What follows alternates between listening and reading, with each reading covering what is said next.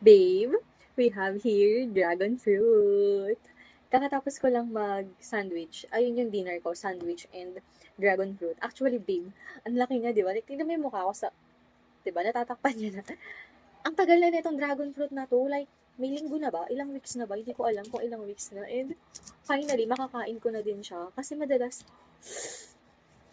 kasi, pagka gusto ko siyang kainin, babe, busog na ako.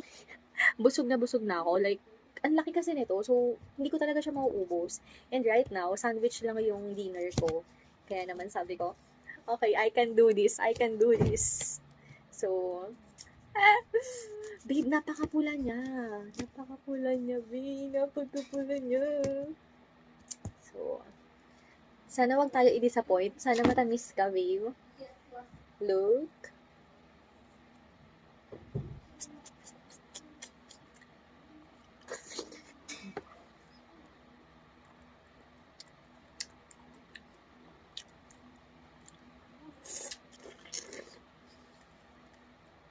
Ang sarap. Pansin ko sa dragon fruit, ah. Etong gitna, matamis. Etong dulo, hindi siya ganun katamis. Kaya ang perfect niya kainin ng ganito, pag ganito.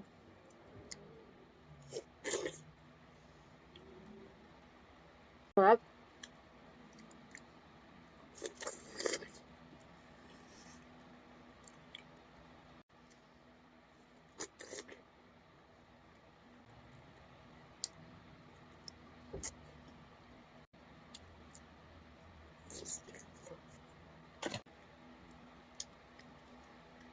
Ang ganda.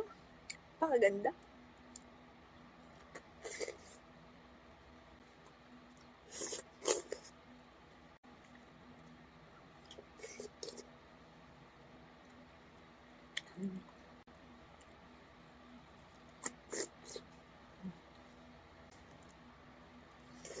Mm.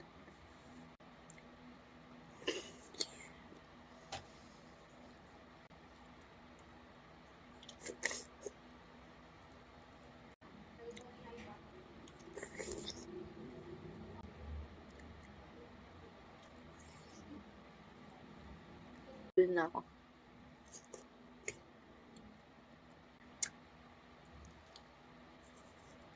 Mm. Last.